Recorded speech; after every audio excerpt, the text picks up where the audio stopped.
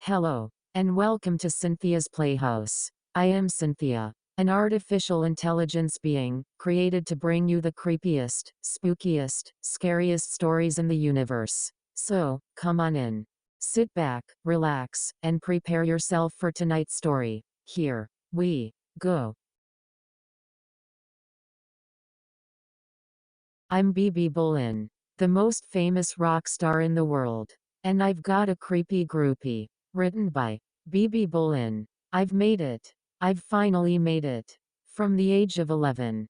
I dreamt of being a rock star. Back in the UK, I played show after show after show. Shitholes to 6 people, venues where the promoter hadn't even bothered to do his job, and tiny clubs where the only audience was the bar staff. 5 years ago, I was discovered. My backing band and I relocated to Los Angeles. I say discovered. I would have done anything to be famous. That's why I plowed my life savings into paying for an exclusive slot at a new talent night, thrown by a huge rock label called 10 Ton Records. It breaks the rule every upcoming musician has. You never pay to play. I didn't care about my fellow musicians' code. Which is why I didn't even bat an eyelid when in LA. The label boss decided to drop my loyal British backing band for 3 younger, hotter American guys. From then my life exploded. I got an agent, an endorsement, a modeling contract. Rolling Stone magazine voted me not just the best female guitarist in the world but the best guitarist in the world. I shot straight to the top. I had no money worries and a huge home. Life was great and I was on a high 24/7.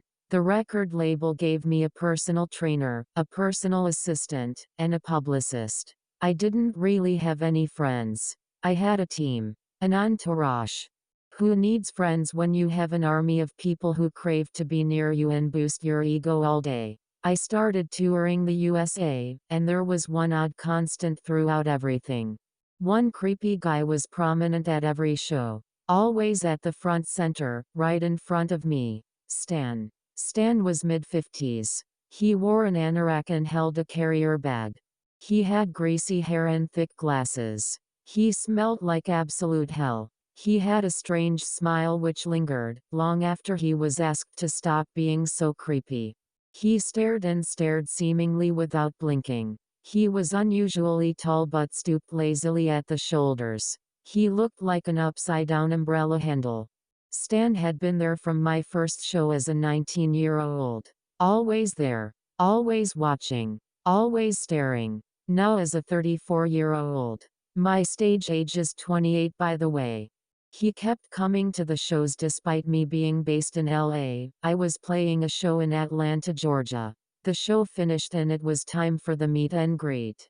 These fans pay $500 to speak to me after the show. I don't agree with it, but the label was keen to recover the costs of my album. First up, it was Stan. Finally we meet face to face. I know everything about you, he smiled proudly. I know your real name, your parents, and your address. He handed me a scrapbook and lowered his voice, eyeing up my security. I'd like us to become more familiar with one another. I've taken the liberty of booking a table for dinner tomorrow night before the Miami show. I trust you'll join me. Alone.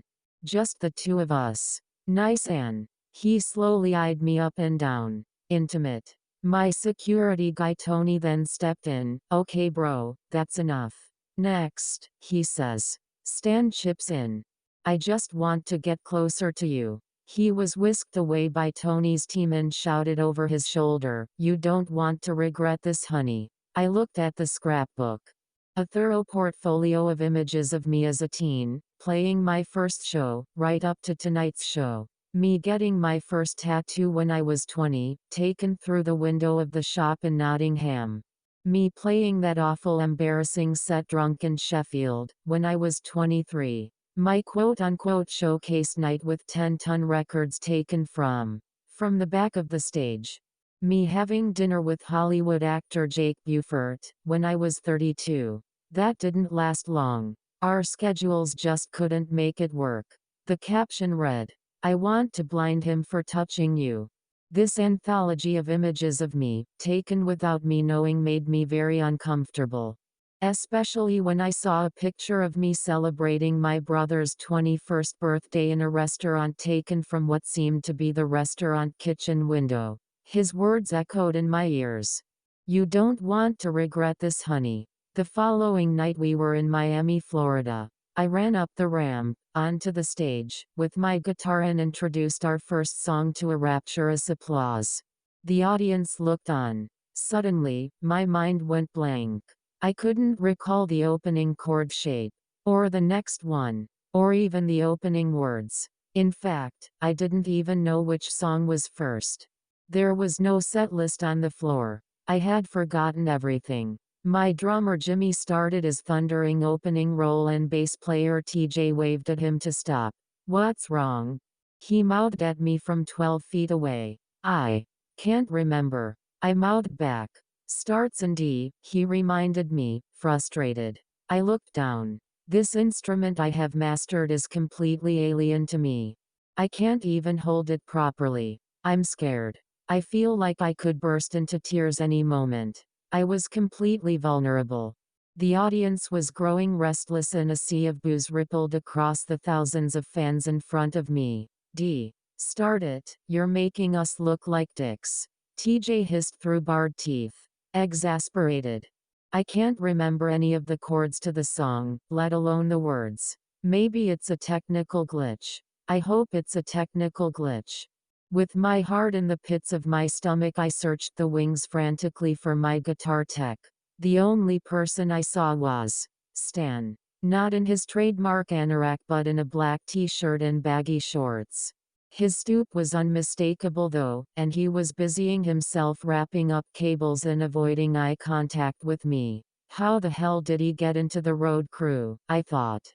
"You don't want to regret this, honey," as Stan's words echoed in my mind. Roadie Stan slowly looked up from wrapping cables and presented me with a very slow smile, his eyes completely frantic.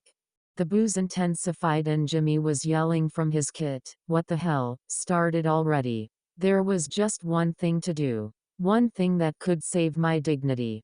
I took a deep breath and faked a dramatic faint. It was Oscar-worthy. I woke up in my hotel penthouse. I opened my phone and Janie, my publicist, advised me to put it down. "Honey, you need to recover, and that won't help."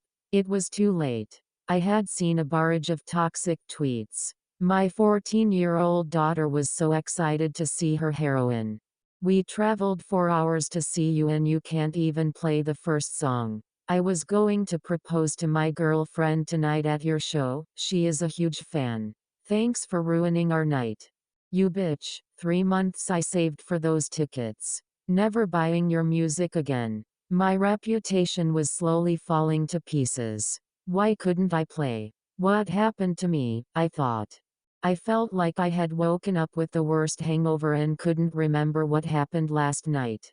Janie kissed my forehead. She was like a sister to me. "Get some sleep, honey. We will deal with this and wake you up tomorrow. It'll be okay in the morning," said Tony, picking up his bag. "Sleep tight." As he and Janie walked out of my hotel suite, I heard them whispering about me. Was she drunk or what? TJ said it looked like she was. She's never done that before. No booze on the ride tomorrow. This is gonna be so bad for her. The door shut behind them. They both left and I tried to recall what happened that night. Had Stan somehow played some sick mind game with me? Or spiked my drink before the show? I heard the toilet flush. I panicked. Light filled the room as the bathroom door opened slowly. Very slowly. "Please, come back, Tony," I thought to myself. I sat up in bed, my heart racing. "Who is that?" A stench filled the room. It was Stan. He emerged from the bathroom with his anorak, his thick black glasses, a plastic bag and his disgusting odor. He smiled at me and came to stand at the end of my bed, with his unmistakable stoop, leering down over me. "Betty. Honey." He purred. I cringed. I am notoriously private about the real me. BB-Boleyn is my on-stage persona. A character. I don't want anyone knowing who I really am. He sat on the bed next to me and just stared and smiled. He looked creepy and pathetic.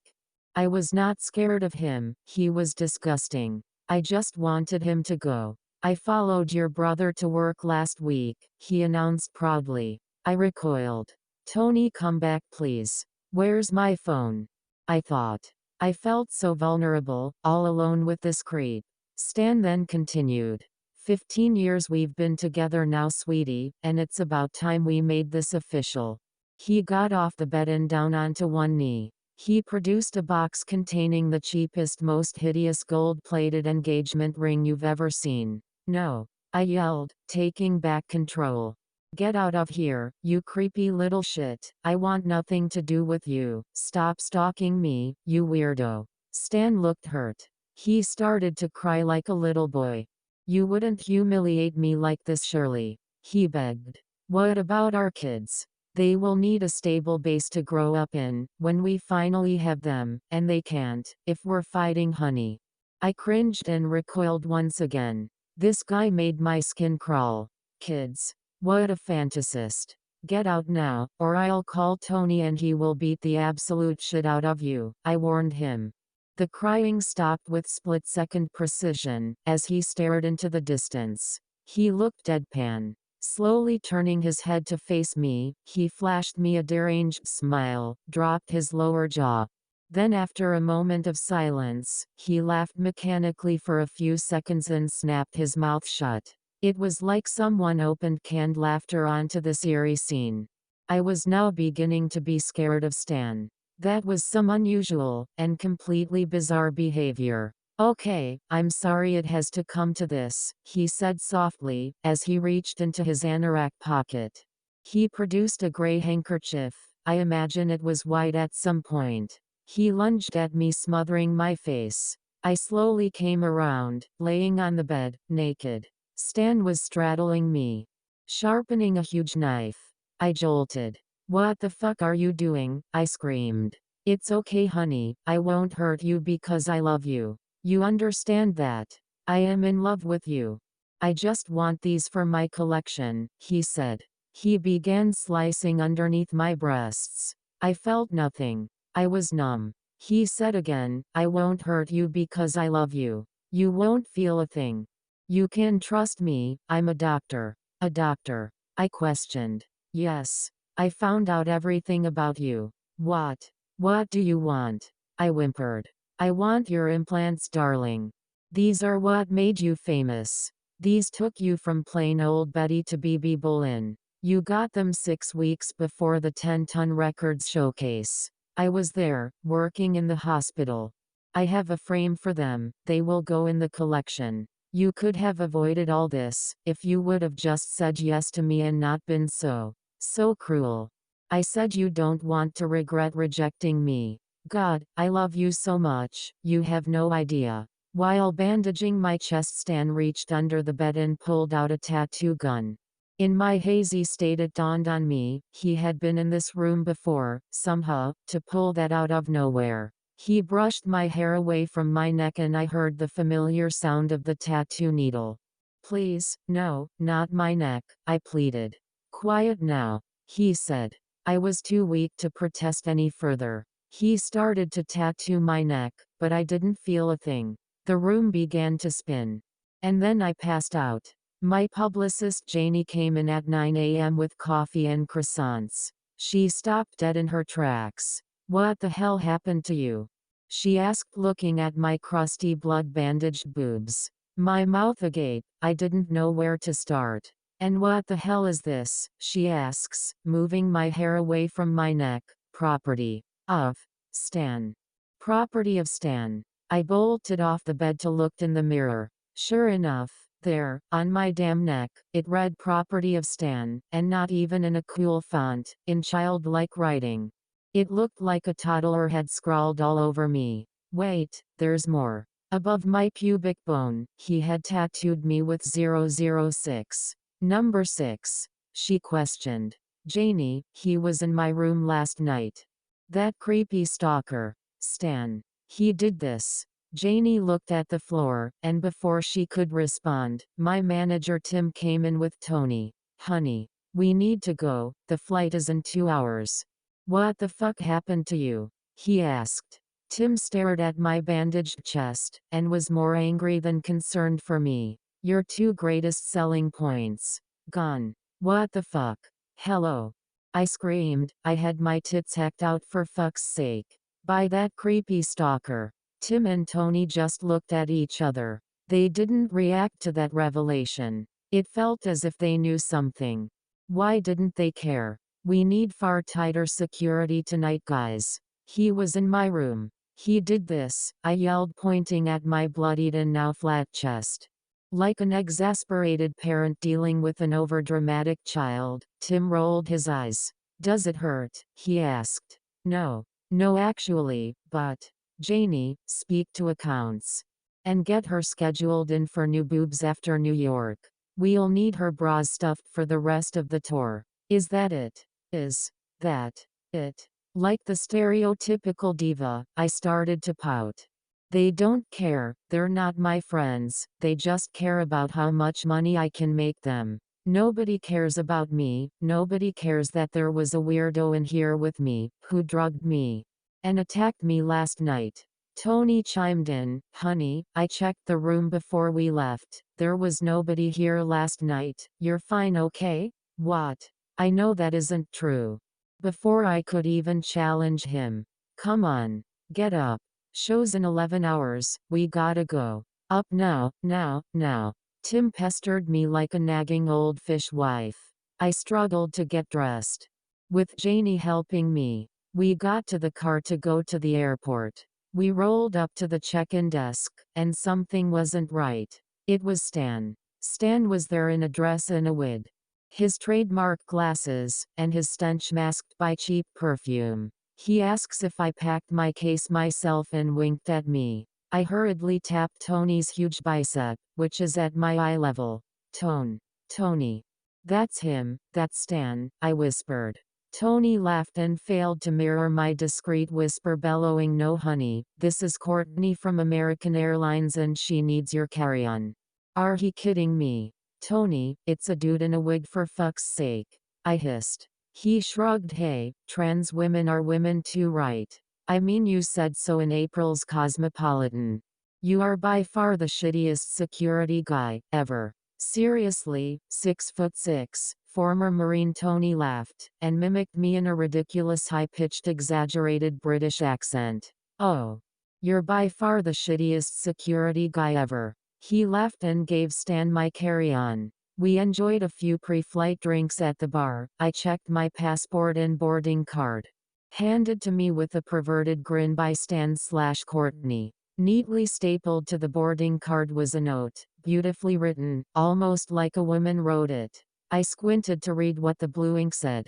If you don't want to forget your songs again tonight, make sure Tony and the boys let me in the stage door again by 6:30. 7 words stood out of that note. Let me in the stage door again.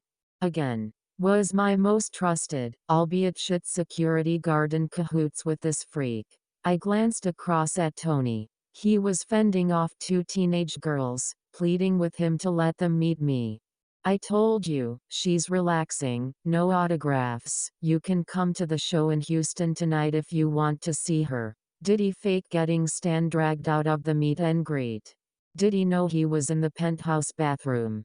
Could he really not tell that Courtney was Stan? The sound of rolling wheels and clicking heels passed by.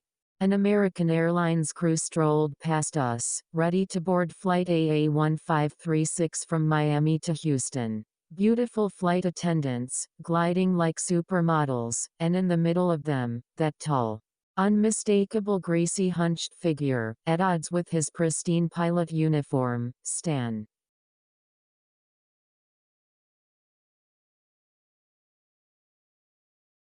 Stan, my deranged stalker, had been turning up at different places, as a fan, a roadie, a check-in agent, and a pilot. It's beyond weird.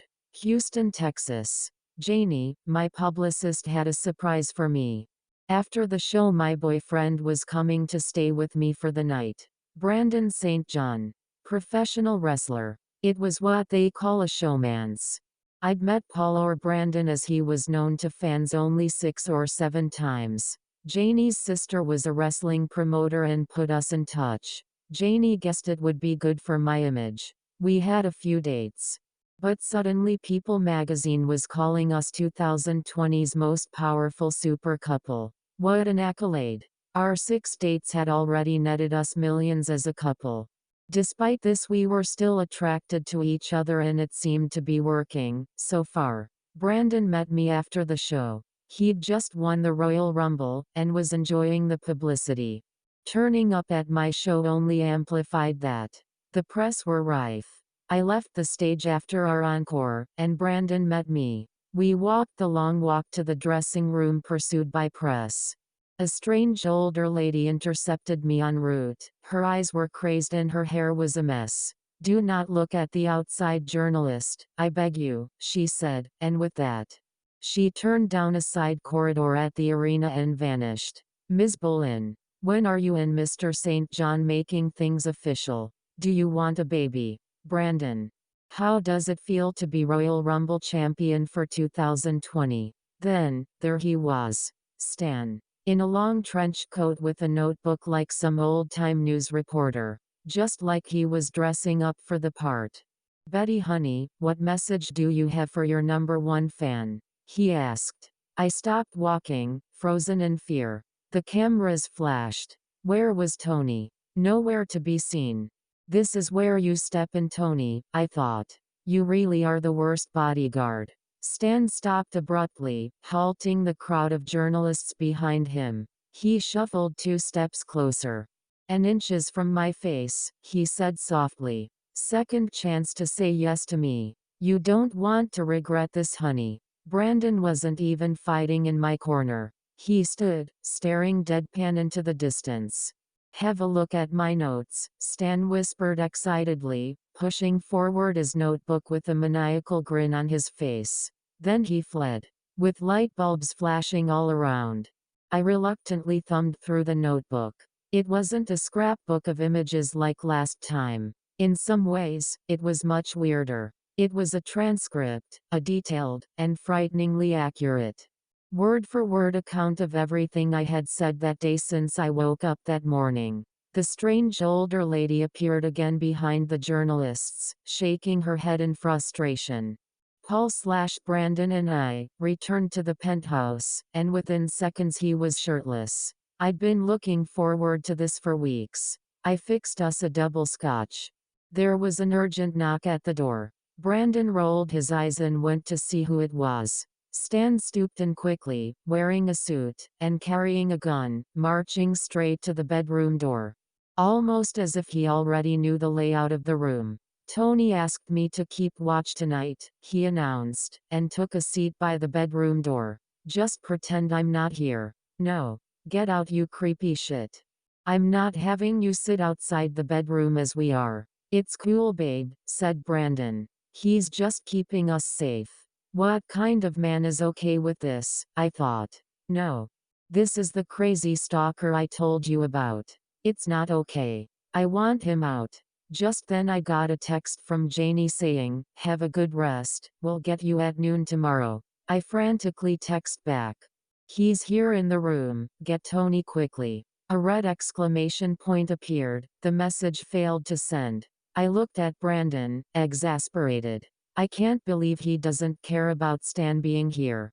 It's the first alone time we've had in months. "Babe, honestly it's fine, just pretend he isn't here." Still not comfortable with it, I visited the bathroom and freshened up. When I returned, Stan and Brandon/Paul had switched places. Stan was in bed, naked, and Brandon was sitting guard looking comatose. No reaction, no blinking. Was he even breathing? I thought. He looked dead to the world. I rushed over to check on him. Stan smiled at me, leaped out of bed and lunged at me again with that same filthy gray cloth. He smothered my face. The room spun and I passed out again. Wake up call for Ms. Boleyn. Wake up call for Ms. Boleyn. I bolted upright. Sunlight plowed through the floor-to-ceiling windows of the penthouse. I looked around. I was alone. No Stan, and no Brandon. Not even a trace of them either. Weird. My phone had died. I had no idea what time it was, but I knew I needed to be up and ready by noon.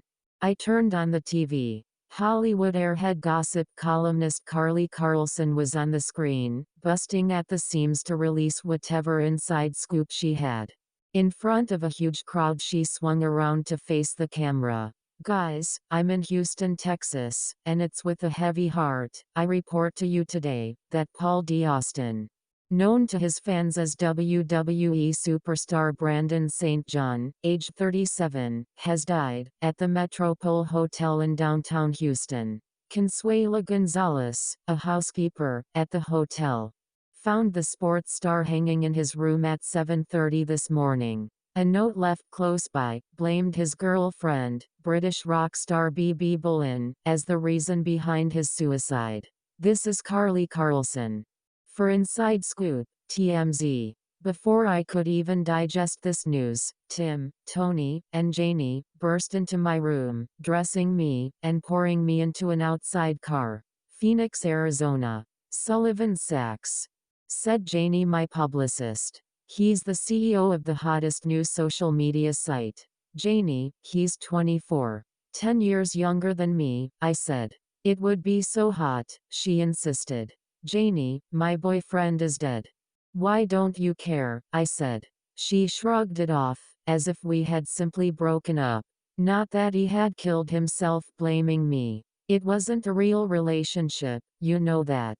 I don't buy his suicide note either. Look, you know Stan was in the room. No more details have been released. You just need to get over it, she snapped. Look, I'm not ready for a new relationship, okay? I need to process what's happened. This has really shocked me, Janie, I said loudly. She didn't care. Narrowing her eyes, pursing her lips and peering into the distance, she tapped her chin, deep in thought. Well, come to think of it, you do sell more albums when you're single, she mused. My phone then pinged. We need to get you ready for tonight, the message read. It was from an unknown number, but I knew exactly who it was, and I dreaded that night's show. Janie left me alone in my dressing room. An hour before the show. She never left me alone before. My new makeup artist entered the room. She smelled bad. She looked really odd. She looked at me in the mirror. Hello, honey. I'm thinking. A classic vintage Hollywood look tonight. Red lips, strong eyebrows, dramatic hair. She looked so familiar. She made up my face beautifully. My hair, however, was a different story. Leaning down slowly behind me, to my right shoulder, and looking at me in the mirror, she put a hand to her face and slowly pulled off a prosthetic mask, revealing herself to be Stan. Grinning at me like the cat that got the cream. I gasped, but before I could even move, he aggressively slapped handcuffs on my right wrist, locking me to the bar under the chair arm. Then matched it again with a new pair on my left wrist. Smiling and sniggering like a madman, looking at me in the mirror, he slowly began to shave my head. My thick, luscious platinum blonde locks dropped pathetically to the floor, as he transformed my long Barbie doll hair into a short shaved crop. I squirmed and ducked in the chair, desperately trying to escape the clippers. Pain filled my nose and throat, as I started to cry. My beautiful long hair, all the things that made me famous, he was taking away from me. My musical knowledge, my breast implants, my A-list boyfriend, and now my hair. He finished the shave with a proud, ta-da. Gone was the sexy alter ego that I spent years creating. I looked as deranged as Stan. If I can't have you, nobody else can, he declared with a cocky and arrogant smirk. And now, he sang, smiling at me in the mirror. Then spun my chair around to face him. It's showtime, he said. There was no extra time. The opening act had been done for 35 minutes now. Opening the dressing room door, he sprinted at breakneck speed through the backstage corridors, pushing me in the chair, manically laughing over and over again, whooping and cheering and sneering at me. Arriving at the stage, And with great speed, so much so, that I couldn't process what was happening, he released the handcuffs, yanked me up by the back of my shirt, swung my guitar across my shoulder, and shoved me forwards, toward the thousands of waiting fans. I staggered on stage to fastly decreasing applause. Completely bald. Stan, my deranged stalker, was slowly robbing me of everything that made me famous. My musical knowledge, my breast implants, my A-list boyfriend, and now my long blonde hair. I had no choice but to go on stage bald. I couldn't cancel again after the Miami show. My reputation would have been in tatters. Stan stood front and center, beaming. "I love you," he mouthed. Tears in his eyes, and clutching at his heart, like some besotted 1960s Beatles mania fan. Despite playing a killer show, the reviews bombed. Janie rushed in the dressing room, panicked. "Honey, your hair. This is a big deal. People are going to think you've done a Britney." She searched her phone for reviews of tonight's show. BB-Boleyn showcases shocking new look. Rock star shaves head following WWE star boyfriend's suicide. Grief drives her mad. Explosive show, but new look leaves fans puzzled. My manager Tim bursts in, absolutely furious. "You look fucking ridiculous. What the hell have you done?" he said aggressively. "Me," I said defensively, "it was that weird stalker who did this, the one nobody seems to want to protect me from." "How much more does he need to do to me, before you sit up and listen?" I screamed. "Your whole selling point is your look, like 90s era Pammy with a Les Paul, and a cute British accent. Now you have no tits, and look like a dude. Every single college boy out there had the fantasy of being with you, but not now," he said. I aghast at his abhorrent reaction. "It's all about making money with Tim." Publicist Janie chimes in, "Tim, it's fine. We tell the press she had a breakdown after Brandon self-harmed and shaved her head. We take a 2-month break and then relaunch her with new boobs and a great wig. We'll say she's had therapy and is back to herself, right in time for the second album. I'll hook her up with Sullivan Sachs. He's so hot right now. Hello. I'm right here, you know. Guys, you don't seem to be taking this very seriously. Why are you not dealing with my creepy stalker?" I yelled. Tim rolled his eyes again. "Everyone has weird fans, honey. That's part of being a celebrity," he said. Sitting on our night flight to the LA show, someone saddles over and sits next to me. The stench is unbearable. I turned to see Stan making himself comfortable next to me. I twisted back around looking for Tony and Janie. Surprise, surprise. Nowhere to be seen. A glamorous flight attendant glided by. "Champagne, Ms. Boleyn?" she asked. "Yes, please," Stan answered. "Very good, Mr. Diab." She poured 2 glasses and passed them over graciously. I looked around again. None of my team were here. Stan placed a finger to his lips to silence me. "You're probably wondering why your team are reluctant to deal with me," he said. The guy smelled disgusting and he creeped me out, but I was intrigued. "Go on," I said. "In order to get to you, I needed to research and find out about everyone around you too. That was how I could finally access you," he said with a smile. "Access me," I thought. He then continued. "Tony's wife has suffered 6 miscarriages, and she's currently 6 months pregnant. It would be a real shame if she found out that he's been having an affair with Janie for 6 years," he said. I was shocked. How could this have been going on right under my nose? I had no idea. Janie was supposedly happily married to a successful real estate guy based in LA.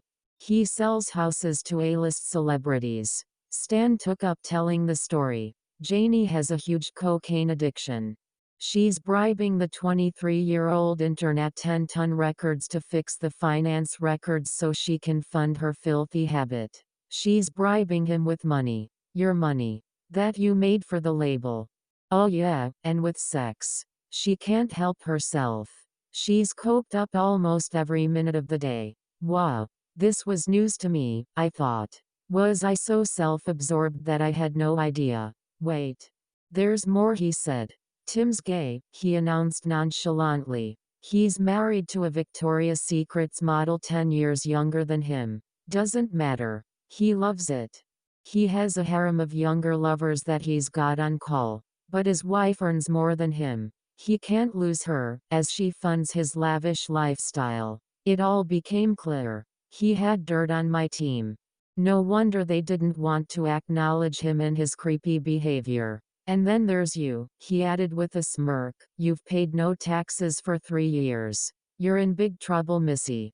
You wouldn't want that getting out to the gossip columnists, would you? He asked. We arrived in LA. I had a day off before the next night's show. Janie tells me that I have to go to the latest Spider-Man premiere. Look, I've got a guy I need you to be seen with tonight, she said. He's not Jake, he's not Brandon. But it's very important that you be seen with him. The press the next day went into overdrive. Strange unknown man accompanies BB-Boleyn last night. Fans puzzled by BB-Boleyn's weirdo date for Spider-Man premiere. Greasy old man is BB's new man. Surely not. Who is he? We speculate inside this week's issue. I went nuts at Janie. How is this going to improve my image? That was Stan, the creepy stalker I keep telling you about. Why would you do this to me? I need to be kept safe. My team are not my friends. But if I did have a best friend, it would be Janie. She looked at me in desperation. Honey, I can't say anything but. He paid the label $500,000 for that slot. He what? Don't ask me anymore, it's awkward. Just understand it was out of my control, she whimpered, tears falling down her face. The next 10 shows of the US tour were surprisingly successful. Stan didn't turn up again to any of the shows. I almost felt like the premiere appearance had satisfied his needs. The closing show in New York City was a blast, and after that I was straight in for my replacement boob job. And a more permanent wig fitting, erasing the damage of the past few weeks. My band and I were given 2 full months off. Janie felt it was a good idea to help sort out the damage. From a public relations point of view, she could come up with some story that explained all the weird happenings on the tour, then we would make a fresh start. It was all slipping into place. And I thought I had finally shaken off Stan. After the tour, things started getting weird again. I got another text from an unknown number. It read, "Check your email." In my email was a blank message featuring a picture of me, at my laptop, taken from above. He's here. Somewhere. Watching, then a message from Janie. You need to meet a journalist from a British tabloid tomorrow, at Starbucks in Holborn, London. I was in London anyway to see an old friend. Stan intercepted me as I approached Starbucks and gripped me with a strong arm. He then frog-marched me to a waiting car. It was black with tinted windows. I did not expect this. Where was Tony? Janie. Not in the UK, that's for sure. The car peeled away, to a weird abandoned Docklands building by the river. Sitting at a desk in the Docklands building, I was joined on the left by Tim and Tony, and on the right by Janie. I thought they were in the US. Janie looked guilty as sin. Sorry honey, she whimpered without making eye contact. You set this up, I raged. She couldn't even look at me. Stan entered and sat across from us. I could see we were a panel. A panel to decide something, but I didn't know what. Bring them in, Stan announced. A huge metal door to the left rolled open, and in walked 10 women. Women with badges on their left hip, like a beauty contest, numbered 1 through 10. I scanned them up and down and my mouth went dry. I swallowed hard as I realized they were all the same. They were all 5 feet 9 inches tall, with big fake boobs, a small waist, blue eyes, a Disney princess nose, and masses of long blonde hair. They were all like me. Stan slowly turned to me and smiled. Time to choose your replacement, he said. I spun around to Janie. She stared at the floor and began crying hysterically. I'm so sorry honey, we had no choice, she whimpered through her tears. You tricked me, I can't believe your betrayal. How fucking dare you? You want to save your own ass, do you? And you, Tony, and you, Tim. He told me your secrets, I screamed. I looked at the 10 lookalikes. At Stan, staring and smiling at me. At my treacherous and disloyal team. I wanted to stomp my foot in a diva tantrum and demand that this is not happening and that someone get me out of there, but the people to get me out of there were right next to me. As I glanced behind me, I saw 4 armed guards barring any possible escape route. I was well and truly trapped and feeling completely helpless. I began to cry and plead with Stan. Please let me go. You can't replace me, this is my life. I deserve to be here, I worked hard. No you don't. Stan snapped, completely out of character. He wasn't the creepy sniveling groupie anymore. He was scary and held great authority now. He was loving this newfound power. He started shouting, inches from my face. You paid your way into an industry showcase to get signed. Once you did. You dropped your loyal backing band just because it would make you famous. Never mind the years that those guys spent helping you get to where you are today. I've followed you since you were 19. Heading towards 30 and still not famous, you were so desperate for fame that you turned your back on your friends, you selfish little bitch, and now you wonder why you don't have any. Silence. He then turned to face the girls and slowly slipped an uncomfortable arm around my waist, his fingers splayed over my left hip, almost as if to cover maximum surface area. I cringed and felt so uncomfortable. Just as I tensed up to oppose his grip on me, I felt a short sharp sensation at my waist. I looked down. He was holding a knife to me. Just do as you're told. And ask them the questions, he said through his teeth. Reluctantly, I picked up the sheet of paper that he placed in front of me. Okay, number 1. I swallowed hard. From memory. Please recite my 2017 Grammy acceptance speech, complete with voice impersonation and mannerisms. After 4 hours of interrogating the 10 women, we had narrowed it down to number 4 and number 9. Both could impersonate my voice and mannerisms. 4 could play guitar, but 9 could not. 9, however, had more thorough knowledge of my childhood and general trivia. She scored 100% on Stan's obsessive pre-assessment of 500 questions about me. With this, Stan decided that number 9 would replace me, and would undertake 3 months of intensive guitar training, all day. Every day, until she was up to scratch. The girl squealed with excitement. Like oh my god, I'm like, so excited right now, I am literally going to be sick. Oh my god, this is so cool. Idiot. You can knock that off right now and start talking in your British accent, said Tim. We'll need to get your name change documents ready. And I'll put out a story that you're on a post-tour break for 3 months to deal with Brandon's suicide, Janie informed the girl. And just like that. She switched from little contestant number 9 girl to me. They were all in on it. I felt so alone, so frightened. Janie, what happens to me now? I whimpered desperately like a little girl to her mom. Janie didn't even make eye contact with me. She said quietly, I'll transfer your funds to number 9's account. My money? All my money. My millions? You can't do that. That's my money. She is you now, honey, said Tim. We're sorry, but you won't need any money anymore. Janie turned to me. And with business-like precision she coldly stated, it's been a pleasure working with you. Goodbye. I was completely stunned. Janie turned away from me. Best of luck, added Tim. Best of luck. What?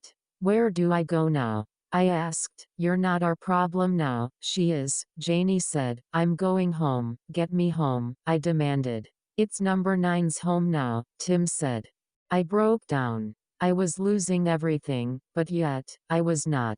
The character BB-Boleyn lives on, just with a different person playing her. I made her. What happens to me now? Stan gestured to 2 of the guards, who marched over and collected me. They manhandled me out of the building and into the same black car that brought me here. Stan bellowed after me. And his words chilled me to the bone. See you back at home, darling.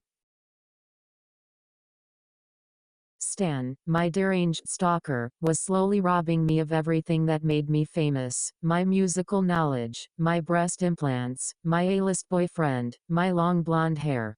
And now has orchestrated an elaborate audition process to replace me. I was bundled into a car following this sick audition, and we had been rolling up the motorway for over an hour. Although it was hard to tell how much time had passed.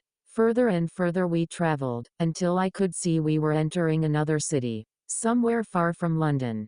From the rows and rows of tiny, tightly packed Victorian terraced houses, I guessed we were somewhere in the north of England. We pulled up to the end of a row of houses. The streets all looked identical here. The two thugs tasked with getting me here manhandled me out of the car, and to the front door of the end house.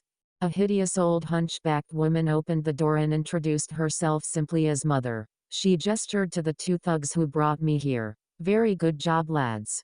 One of you better stay in case she gets any bright ideas. The brute who drove the car here put a huge hand on my right shoulder and led me into the house. There was a tiny parlor with a tiny kitchen beyond it. As I sat at the table, she fixed me a meal, a disgusting canned meal, something that wouldn't have been out of place in the 1950s. In fact, the whole house looked like a home from the 1950s, completely untouched. The front door opened, and hunching to pass through the doorway, Stan entered, delighted to see me. "Welcome home, Betty. This is our home now," he said, smiling. I still couldn't believe this was happening to me. I stared off into the distance, thinking about all the money I had, the huge house, the expensive cars, the entourage of staff, the gorgeous figure, the luscious hair, the awards ceremonies, the parties, the talk shows, and the tours. Please God, I hope this has all been some sick nightmare. Now I am as far away from Hollywood as I could be, back where I started in some generic UK city, sitting in some creepy house that hasn't been touched since the 1950s, with a greasy weird stalker. And his sinister old mother. "My great-aunt left this house to me and Mother," Stan proudly announced, as if this was some grand palatial mansion. One-armed Nell they called her. An illegal abortionist rife in the 1930s and continuing up to the 1980s. She helped a lot of girls and made a lot of money, he said. I looked around the dark, cramped, creepy little house. Mother took a seat in the corner, listening intently. "Speaking of which," he added, "it'll soon be time for you to meet the girls." I was puzzled. The girls? Yes. You will finally have some friends. After dinner, Stan took me for a bath. He took a scar and started to scrub off my fake tan.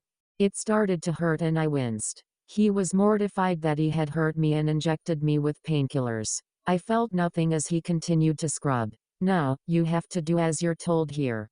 You don't have a team working for you anymore, but we're all family," he explained. "If you do misbehave, I will put you in the toilet out in the backyard and lock the door. It's dark in there. And riddled with big spiders, and I know very well how scared you are of spiders," he said. I was vulnerable, and desperately trying to work out if there was a way back to my old life in Hollywood.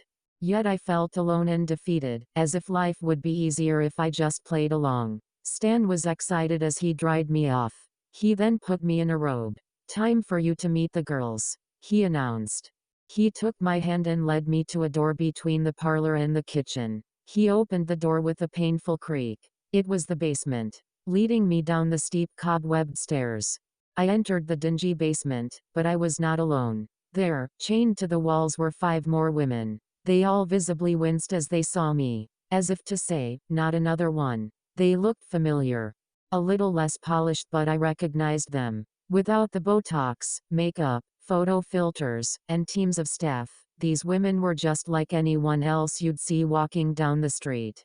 There was no mistaking who they were famous, just like me. Dana Desmond, Jamaican Olympic athlete. Nora Nilsson, Norwegian news anchor. Gabriela Lopez, Brazilian talk show host. Anastasia Ibranov, Russian supermodel. And finally, Melissa Paul, Australian actress. All of them had the same neck tattoo as I did, branded like cattle.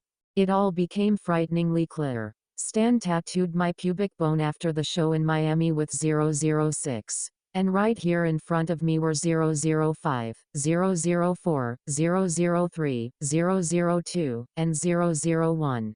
I was both horrified and relieved that they'd all gone through the same as me. Stan chained me to a space on the right-hand side wall. "I'll let you ladies get acquainted," he said as he sprinted up the stairs and locked the door. Silence. We all looked at each other. "I recognize you all," I said.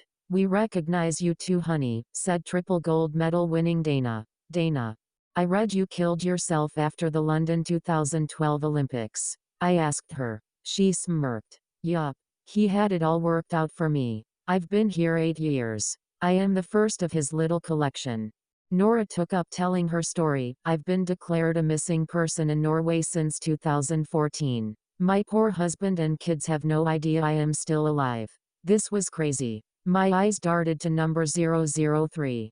Gabriela Lopez. "I was single with no kids, so he managed some sick audition process to replace me," she explained. "There's some bitch out there right now, living my life, and she's a fake. A lookalike. That's what happened to me," I screamed. "Finally someone who will understand how I feel. They signed over all my money and my house to her. I have nothing," I said. "Welcome to the club," Gabriela said sarcastically with a raised eyebrow and a bitter eye roll. The 6-foot Russian supermodel was next. Anastasia was so recognizable and had graced the cover of Vogue countless times. "He set up an elaborate set of evidence to tell my husband I was cheating on him with a male model. When my husband left the house in a rage, Stan took me and sent a letter to my modeling agency to say I was retiring from public life." She started to cry. "I wish my husband knew the truth." "How long have you been here?" I asked her. "Just over a year now," she said. "Last was Melissa Paul. I knew her as a child star in an Aussie soap opera when I was a kid. But now she was a successful A-list Hollywood actress. But hold on, she apparently mysteriously died on set. I remember seeing it on the news. I've been here 6 months, looks like he's speeding up his collections," she said. "He killed me off in a big hoax. He paid several of my team to get in on the cover-up.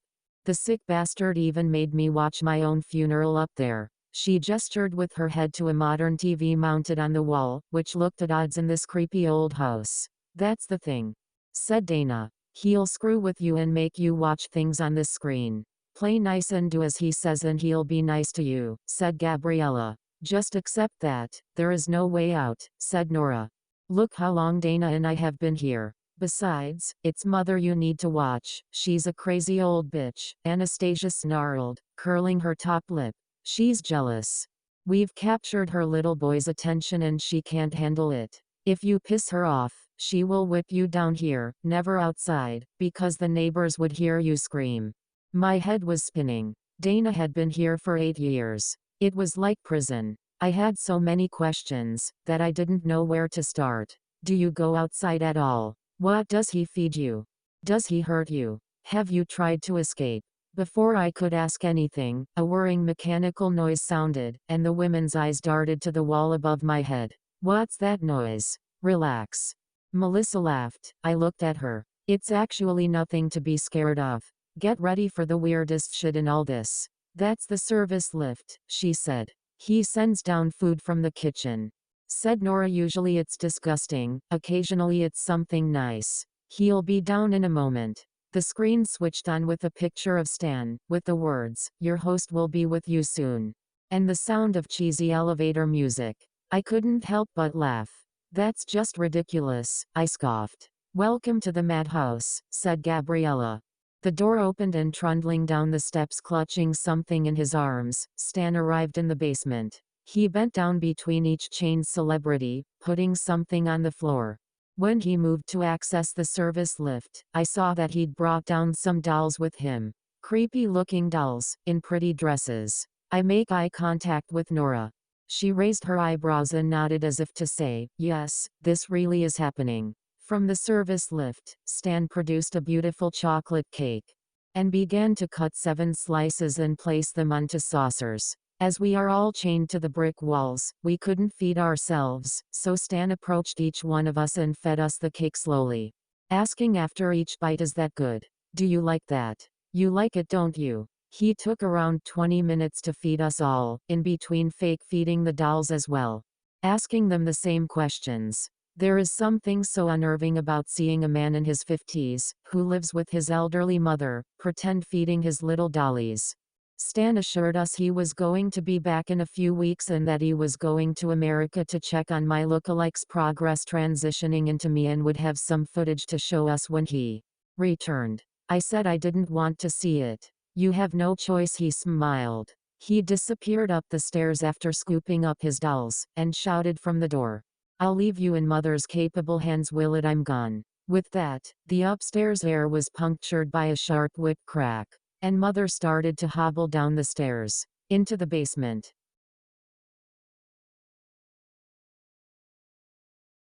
Stan, my deranged stalker, was slowly robbing me of everything that made me famous. My musical knowledge, my breast implants, my A-list boyfriend, my long blonde hair. He even orchestrated an elaborate audition process to replace me. I'd been living with him at his creepy old house in northern England, with 5 other captured female celebrities for months. In some twisted viewing party, Stan came down to the basement one day and delighted himself in taunting me with a compilation film of Number 9's progress since she successfully won the audition process to replace me. There she was, accepting my award for Best Music Video at the MTV Music Awards. There she was, with my band being interviewed on The Tonight Show. There she was, showing a camera crew around my home on MTV Cribs. I felt sick and jealous. There she was, living my former life, impersonating me, and spending all my money. While there I sat, chained to a wall in the basement of that creepy Victorian terraced house. I had become very close to my fellow female celebrities. Dana Desmond, Jamaican Olympic athlete. Nora Nilsson, Norwegian news anchor. Gabriela Lopez, Brazilian talk show host. Anastasia Ibranov, Russian supermodel. And finally, Melissa Paul, Australian actress. I had asked the girls how Stan went about his meticulous research. It turned out he had a whole team, and Mother, helping him in his creepy stalking. Stan was actually a millionaire. Huh. We had no idea, but he was. An eternal bachelor. A mama's boy. An only child. Mother forbade him to marry. It was as if he was married to Mother. Stan was not allowed to have girlfriends. And with an absent father, he felt responsible for Mother. That's the weird thing, you would think knowing all that, he would be a sexual predator, but no. He never attacked us, and never hurt us. The most extreme thing he did, was bathe 2 of us together at the same time every day. The 6 of us girls would also get 1 hour daily exercise in the backyard. It was Mother who issued the punishments. Stan and Mother were smart though. There was a canopy covering the yard so the neighbors couldn't see in. We were also advised to be silent in the yard, so we wouldn't be heard. One time, Gabriella heard neighbors out in their backyard and screamed, "Help us! Help! We're held against our will." Mother punished her for hours.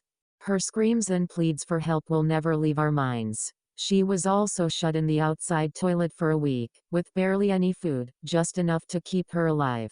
None of us tried to get help or escape again. Life was easier if we complied. Now, don't get me wrong, we had hours to talk to each other every day, and planned how we might escape. There just didn't seem to be any feasible option. Melissa even suggested seducing Stan, then making a run for it when he was vulnerable. But there was no way Mother would allow any kind of physical interaction with her precious son. Did we have to simply wait for Mother to die? It might have been the only option. I mentioned earlier that Stan was a millionaire. Well, recently, he and Mother, along with the 2 thugs who drove me to his house, took us away to his country estate in Surrey. A huge sprawling mansion, with a room dedicated to each one of us. In my room, there were pictures of me, my implants, and some hair he removed, framed, and presented proudly on the walls.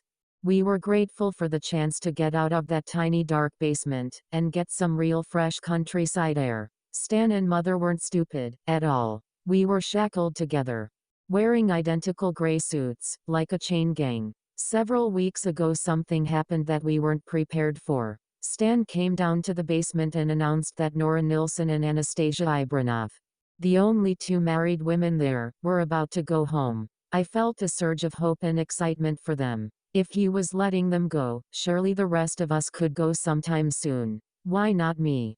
Cried Dana. I've been here the longest. It turned out that Stan needed room in the basement. He had a K-pop star and an American celebrity chef just days away from arriving at this hellhole. Stan offered Nora and Anastasia's husbands an obscene amount of money, in exchange for them signing a non-disclosure agreement. They would come up with a reason behind Nora's missing person case. And Anastasia was prohibited from contacting her old agency and resuming her modeling career. If they stick to those rules, they get a life-changing amount of money to keep quiet. This was a tricky one as both men had moved on to new relationships. There was one problem for Stan and Mother. The husbands did not keep to their side of the bargain. There was a huge commotion from outside and a screech of tires. Mother was screaming at Stan upstairs, flinging open the basement door. Mother lashed the hose down the stairs, and freezing cold water poured out, pooling on the floor around our feet. Shit, I screamed, stand up. Everybody, stand up. The water soon consumed our tiny space, and rose beyond my ankles. With a huge thud and someone yelling police, we heard several pairs of boots storming onto the property. An officer ran down the stairs, and saw us chained to the walls. He looked sick to his stomach, as he saw us all. He radioed in, saying, "Fire brigade required urgently." The water past our knees. I panicked. The officer ran back up the stairs. "Sarge, turn off the water." We heard officers arresting Stan and Mother, who were led out to the vehicles outside. "Turn off the water." The sergeant yelled. "I'm trying. I can't find where it's coming from," an officer replied. "Follow the hose," Sarge commanded. "It's going into the wall, Sarge." "I can't find the source," the officer said. The water was now up to our chests. "We're gonna die here," screamed Gabriella. "We're about to be rescued, and we're gonna die." The water was freezing. We yanked at our shackles trying to urgently break free, but that only disturbed the water and waves began slapping our faces. "Okay, stop. Stay still," advised Melissa. We heard sirens. "Thank God," I screamed. "My neck. It's at my neck," Dana cried. An officer yelled from above, "Quick, down there." To our ecstatic relief, a fire and rescue crew waded down and finally cut us free. We interrupt tonight's regular scheduled programming for some breaking news. Police in Greater Manchester have tonight uncovered one of the biggest kidnapping cases in British history. Officers were called to a property in the Moss Side area of the city, after an anonymous tip-off. A 56-year-old man and 81-year-old woman were arrested for kidnapping. Officers discovered in the basement 4 women. Jamaican Olympic athlete Dana Desmond, thought to have committed suicide following the London 2012 Olympics. Brazilian talk show host Gabriela Lopez. Australian actress Melissa Paul, thought to have died on set last year, and British musician BB-Boleyn. A spokesperson from the Greater Manchester Police Department has said that this has to be one of the biggest cover-up operations in history. And there could very well be many more hundreds of people involved in this case. Lopez and Boleyn have continued to work in the public eye, leading officers to believe that lookalikes have been put in place to continue their work. Investigations continue and we shall continue to update you when we have further information. The fake Gabriela Lopez and the fake BB-Boleyn were both interviewed by police and thankfully complied. Did I return to my former life, you ask? The huge house, the millions, the dream job. The parties, the awards ceremonies, the adulation of fans. The big cars, the tropical holidays, the plastic surgery, the army of people sucking up to be close to you. Just so they can say that they know a celebrity. I sit here at my supermarket checkout stand, with my little name badge, and in my tacky uniform. I'm Janie now. She may have betrayed me.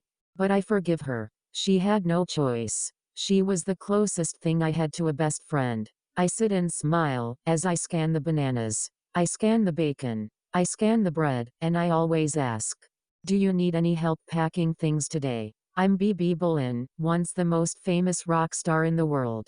But I'm retired now. Being famous is far more trouble than it's worth.